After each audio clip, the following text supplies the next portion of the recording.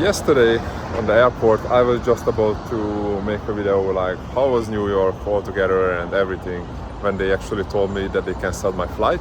So I was like, okay, so I guess we're gonna stay an extra day here in New York, and because I didn't want to just waste my time and just like sit around somewhere, I came over here to the USS Intrepid museum, and yeah, like little birds like an F-14 Tomcat and SR-71. It's gonna be an interesting trip. So this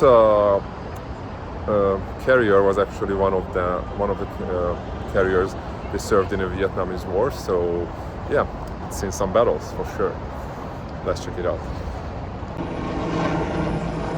So these two planes over here actually served in the Vietnamese War as well.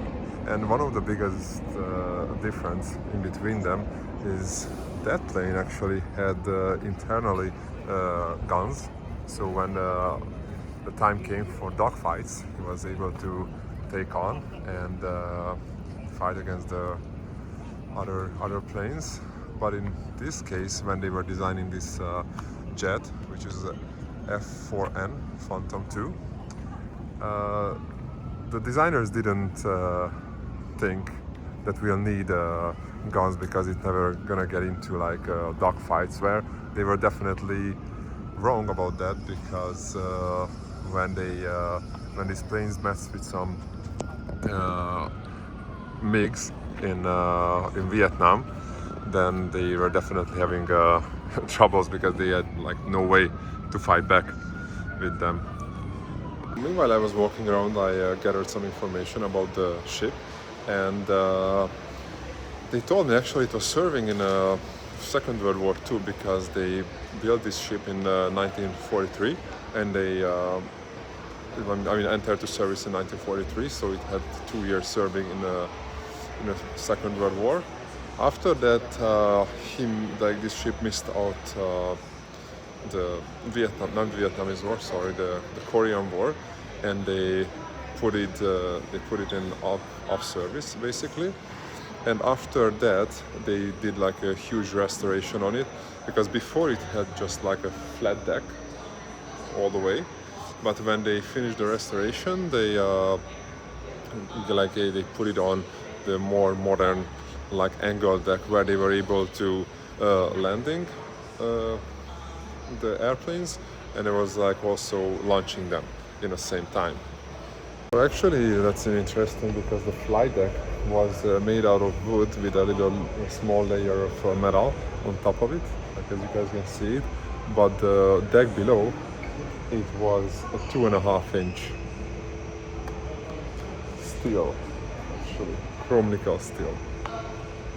Well, it's definitely kind of hard to get through that, for sure. In case you're interested, and of course I was, you can go down on the lower decks and check out where the crew was sleeping, or where they just spent their everydays. I mean, there was obviously like a kitchen, there was a mechanic shop, there was a social space to kind of like hang out or eat. And yeah, it was basically like a small town on water.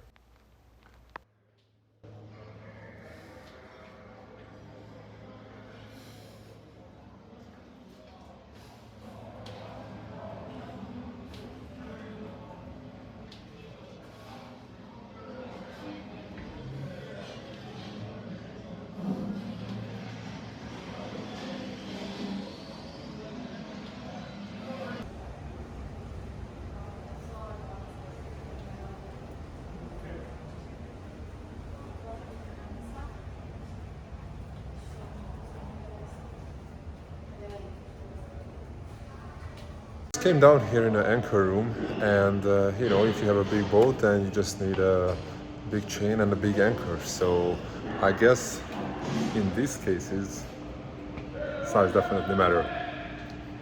It's insane. Wow. Can you imagine if one of these chains was snapping or something? I don't want to be close to it. Of course, these ships never sailed alone. They were always like in a group with other boats, so they were able to protect them. But he needed also some guns, and here are some of them. 40 millimeter quad gun, not bad. And here is another one. There we go, with a range of about, here's a sign. It says about 15 kilometer. It's pretty badass. But even then, actually, during the Second World War, the Intrepid got hit by a kamikaze attack and by torpedo as well. So actually, they had to bring it back to Pearl Harbor and then San Francisco to repair it. But then it was time to go back to the combat. So this plane right here is the heaviest single engine plane was flying in World War II. It's a TBM-3 Avenger, and these planes were actually involved also to sinking the Yamato and the Musashi, the two biggest battleships basically in history. And Intrepid was also involved in those attacks. And as you can see, this plane is really like huge. It was carrying bombs or torpedoes. The crew was actually from 3 members. There was a pilot, a radio man, and the gunman all the way in the back, who was sitting on one of those little pods over there. So you definitely were not able to fit in there. It's 6'5". And actually, the build of these planes were amazingly rugged. I mean, they were just so strong that even like several damage, they were able to fly back to the ship. Like even that they were like missing a part of the wing, or they had like holes on the wing, or they were just like missing some parts, you know, they were still able to go back and take the crew home and safe.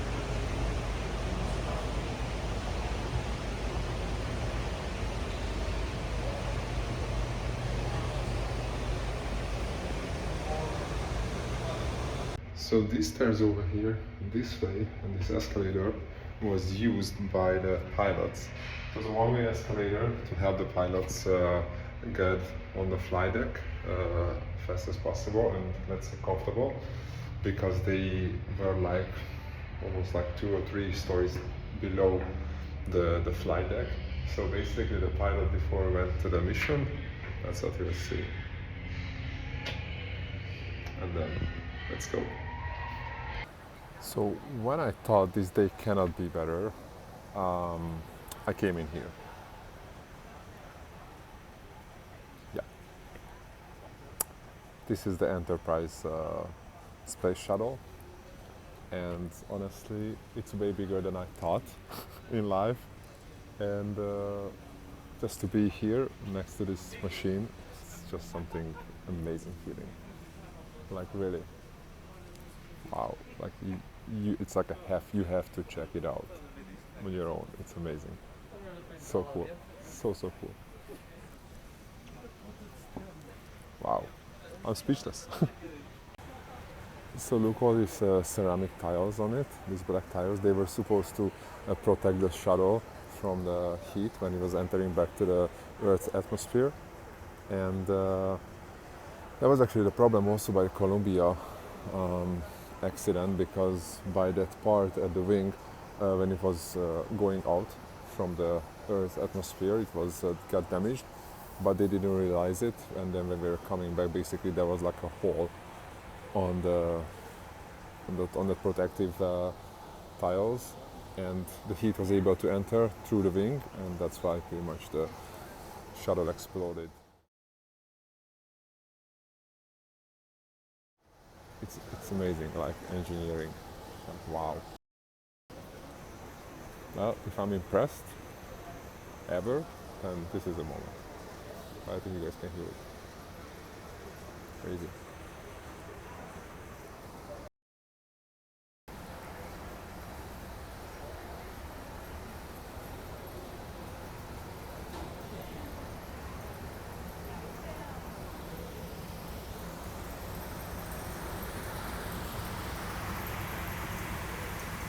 Oh, stuck here, right?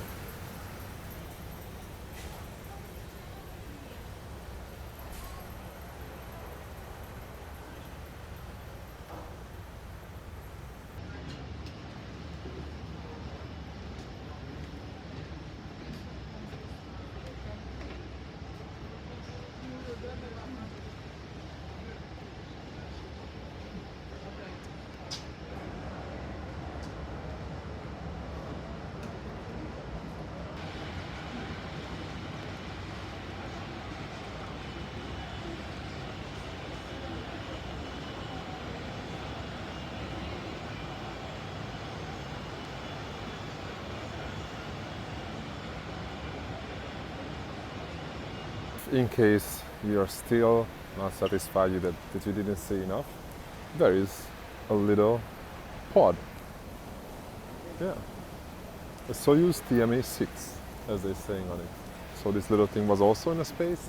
Definitely not the most comfortable thing to travel in, but it's just crazy because I think nowadays they're using this little carrier to bring people up and down. Wow. To make sure we covered everything in the museum, there are two more things to check out, but the Concorde is on the repair, so it wasn't at the museum. But there is still the USS Growler, which is a cruise missile submarine from 1958, and this submarine was carrying a Regulus 1 or Regulus 2 cruise missile, which was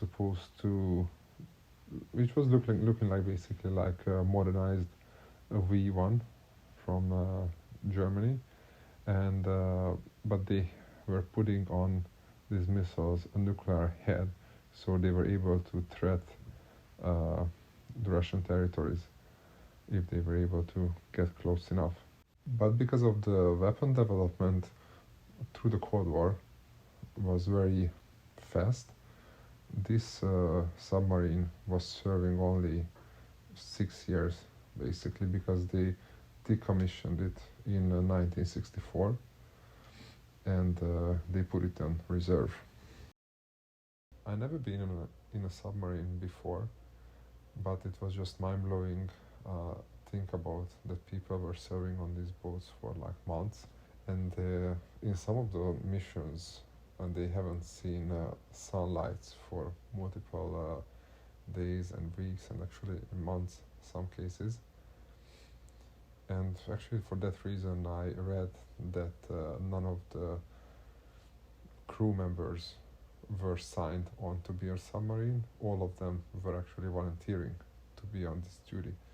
So it's definitely a mentally demanding situation in some cases. So if you have a claustrophobia, don't try this.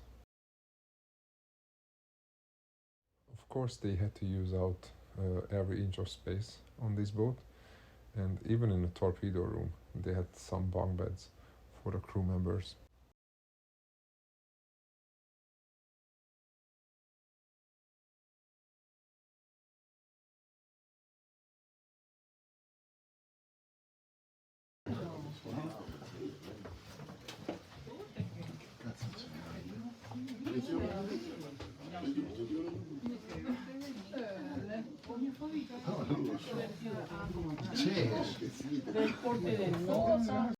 The propulsion of this ship was supported by diesel and electric engines as well.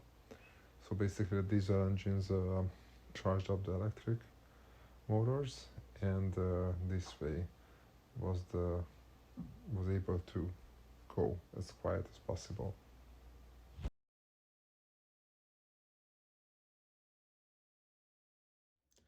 I hope you guys enjoyed the video. It was honestly a great time to be there, but I'm pretty sure you were able to read it off my face. If you're ever in New York, it's definitely a place I recommend to go to.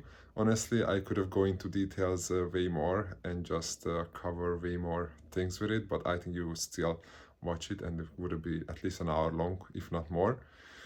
Otherwise, I hope you enjoyed a lot. Thank you very much for watching and Merry Christmas.